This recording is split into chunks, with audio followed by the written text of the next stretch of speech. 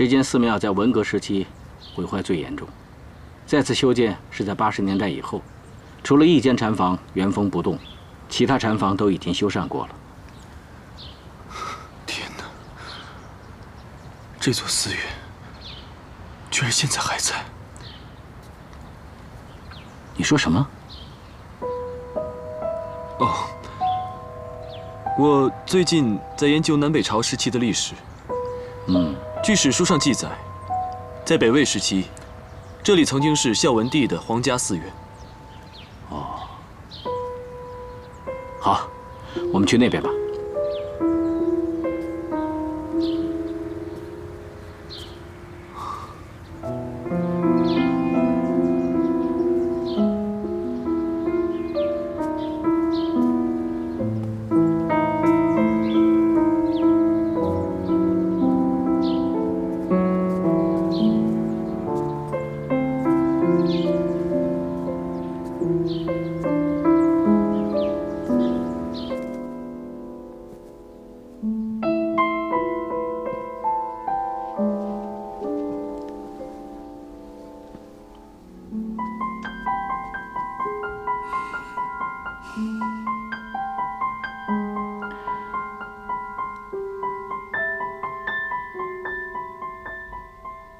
这就是那间至今仍然保持原样的禅房。说来也奇怪，历次战火，其他建筑都被焚毁过，唯独这间屋子逃过了数10次劫难。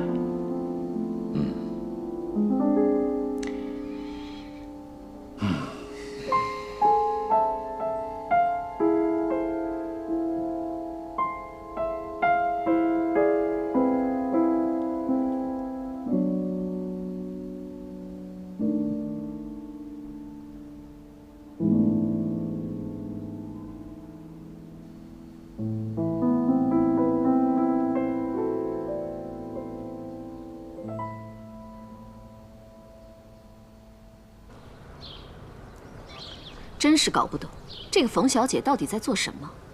我在你那住了几天呢，每天看她关起门来爬格子。你工作那么忙，她又不照顾你。妈，你不知道，她现在啊比我还忙呢。她的小说在网上现在有好多粉丝，天天等着更新呢。搞不懂你喜欢她哪一点？妈，人家小峰知书达理的，我也搞不懂了，怎么就……你为什么对人家不满意啊？他跟你说我对他不满意了？他什么都没说，可是这还用说呀？你说你带着珊珊和佳妮在家里住了几天，那态度那么明显，我都看出来了。那既然你看出来了，那我就跟你说，我觉得他就是贪图你的钱。他怎么贪图我的钱了？哎，他吃的、喝的、用的，什么都是你花钱买的。这种女人你一定要提防，千万不要让她管你的钱。那你说？他怎么样才算不贪图我的钱？哦，我吃香的喝辣的，我让人家吃不起饭，把界限划分明，这就是高尚的爱情了。哼，爱情就是骗吃骗喝的手段。妈，上回我们去参加婚礼，那教堂里的牧师不都说了吗？伴侣之间要分享一切。那是妻子的权利，可她不是你妻子。在我的心目中，小峰就是我的妻子。他现在如果同意，我马上就和他结婚。臭小子！一个夜波气我也就够了，你为了外面那个女人，你也来气我？我不是气您，我是觉得呀，我自己的事情应该由我自己来决定。哎呦，真是搞不懂你，人家佳妮那么好的女孩，对你又一心一意，家世好，人品好，又懂事，个性又温柔，你干嘛就不喜欢？就偏偏喜欢那……干嘛喜欢那个女人呢？是，佳妮是个好女孩子，可是在我心里。我一直把她当妹妹啊，小峰就不一样了。妈，你知道吗？我第一次见小峰的时候啊，也不知道什么原因，特别的喜欢他。这以后啊，我再也不会像喜欢小峰一样喜欢别的女孩子了。所以妈，理解理解我，好不好？我还真是难理解你。我知道，你受的是洋教育。你的思维跟洋鬼子一模一样，可是人家洋鬼子也讲究门当户对呀，要不然哪来的《泰坦尼克号》那种片子？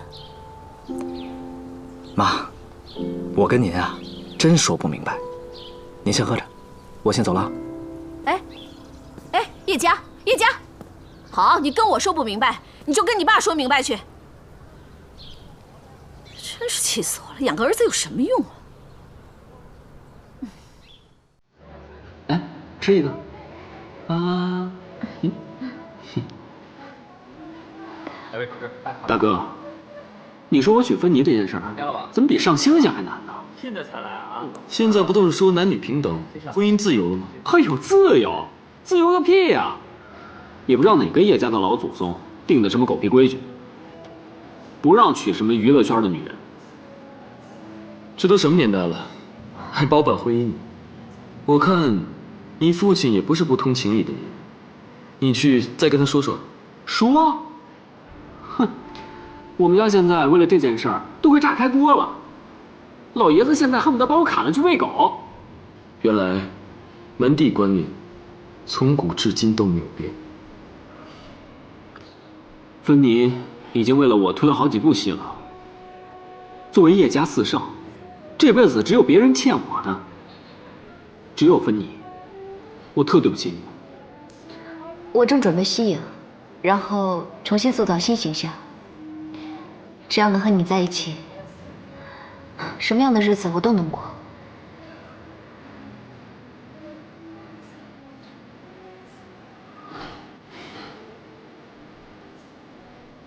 来，吃一口。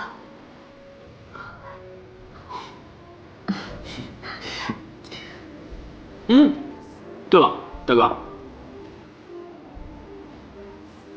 这是你的100万。100万？你为什么要给我100万？无功不受禄。哈哈，看把咱大哥给吓的。这是你上回投资股票赚的。原来炒股这么赚钱啊！我只给了你10万，能变成100万。哎呀，大哥，这全地球人都知道，炒股票最赚钱了，连那菜市场的大爷大妈都炒股票，何况咱们还有内幕消息呢。不信？那我的股票啊，现在就跟那崩爆米花似的，蹦蹦蹦蹦蹦蹦蹦蹦蹦。哼，原来炒股真的这么赚钱。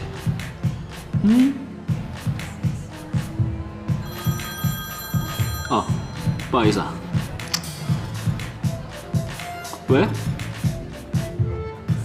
啊，好啊，那你就来咖啡馆吧。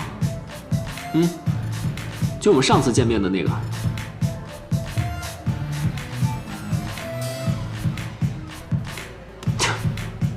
我哥？干嘛？奇怪了，他居然关心起我的事儿来了。怎么了？肯定是我妈让他来打探我的消息的。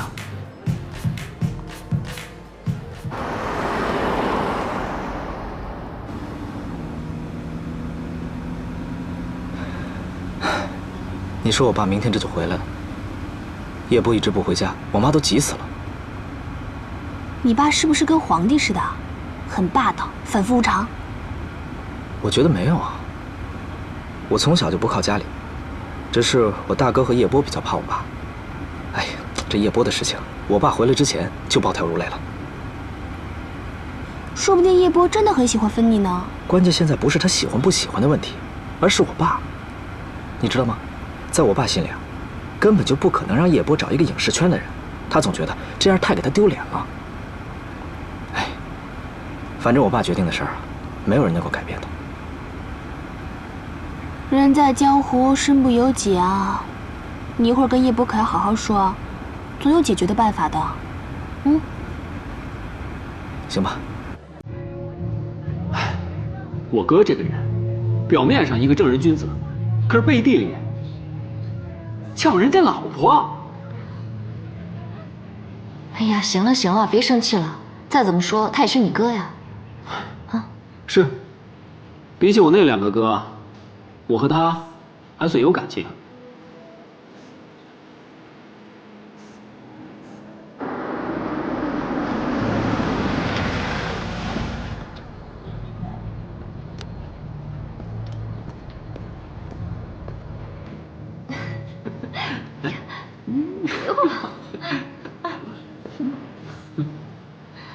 陆云，嗯，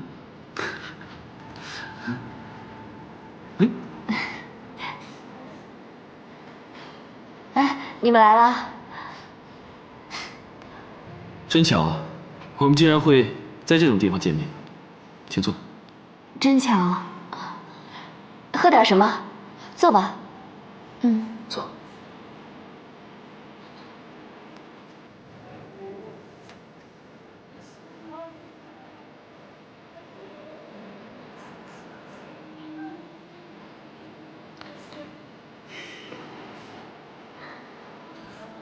哎呀，大嫂啊，好久不见了。叶博士，不好意思啊，劳您大驾来见我。叶伯，不要说气话了，回家吧。回家？我怎么回家呀？回去吧，听话。有什么话，咱们出去说。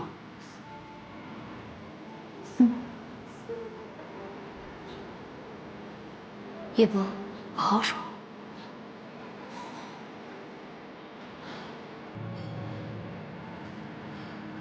去吧。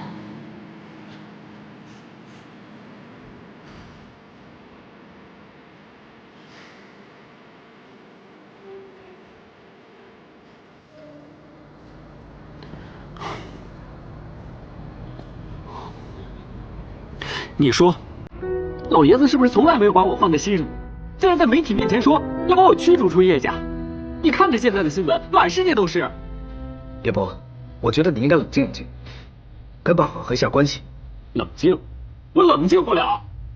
是，你是不得了啊，叶博士，大家人人都要敬你3分，可我呢？我不是。要是放下叶家少爷这个身份，我是什么呀？可你毕竟还是爸的儿子呀，他会把你怎么样？哼，是啊是啊，我谢谢你还知道我是叶家的儿子，从小到大，老爷子每次见到我都把我骂个狗血喷头。你呢？他骂过你一个字吗？那是因为我从来没有指望过他的钱。叶伯，在这个世界上，只要你不指望着别人吃饭，谁也不会在背后对你指手画脚的。你以为我不想？如果有一天我暴富了，一夜暴富那只是个神话。你应该静一下，你应该对你自己的人生做主。我做主？做什么主？我连自己的婚姻我都做不了主。你能的，只要你够独立，你一定能。我不跟你争啊，叶家，你现在别站着说话不腰疼。老爷子对付完我就过来对付你，你以为你能带一个门不当户不对的女人进咱们叶家的门吗？哼，等着瞧。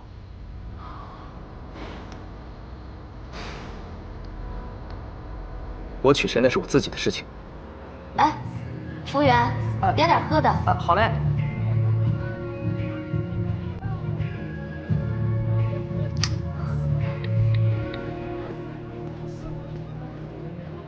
请慢用。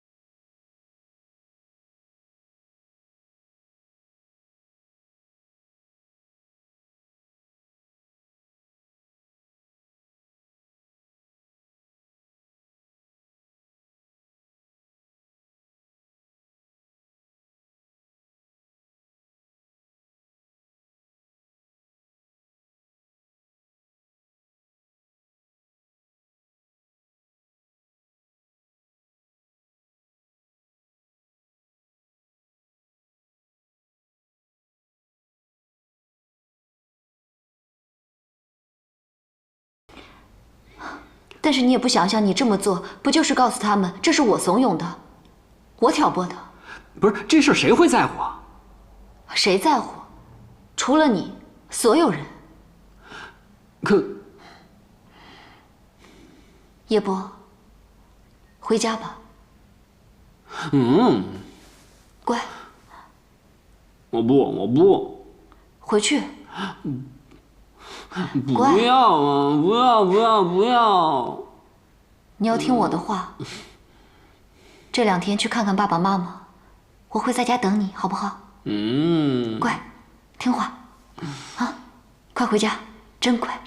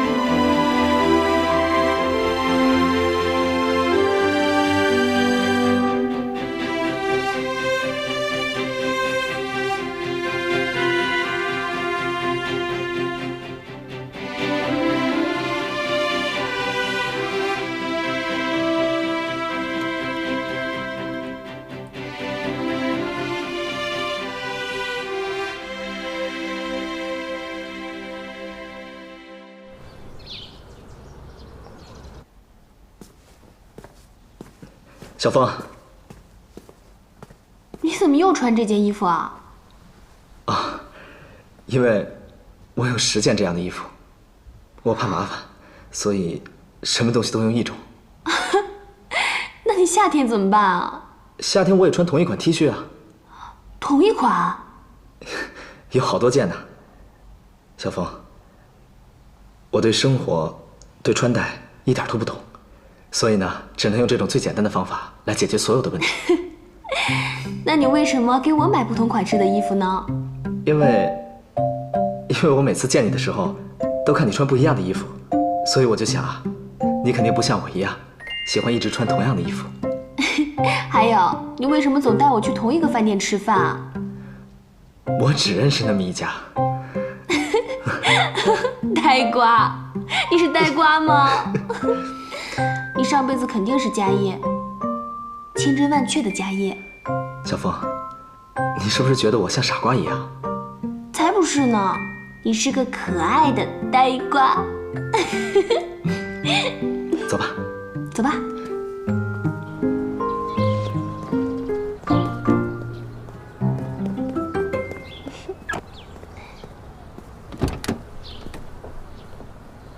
强，小峰，我们晚上见。拜拜。拜拜。拜拜。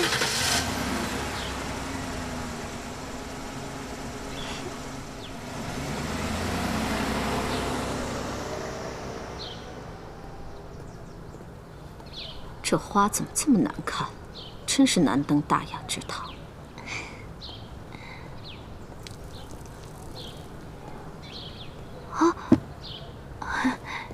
伯母，您怎么来了？哼，我儿子家我不能来呀。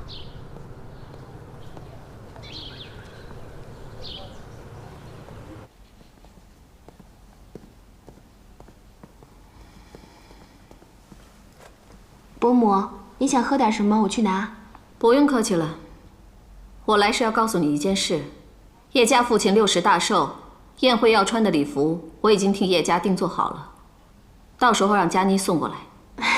就这事儿啊，您可以打个电话，不用专程来的。这是我儿子家，我高兴什么时候来就什么时候来。伯母，我还有工作要做，您请便。站住！还有一件事，叶家的父亲绝对不会同意他娶你。要是他真娶了你，那他就会失去他该有的那一份家产。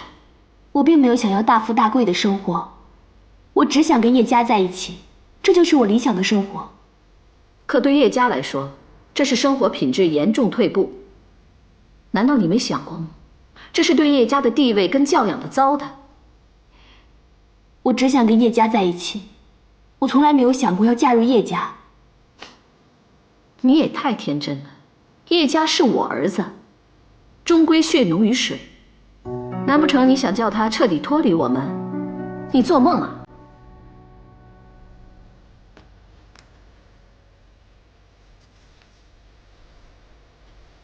这笔钱够你养老的了。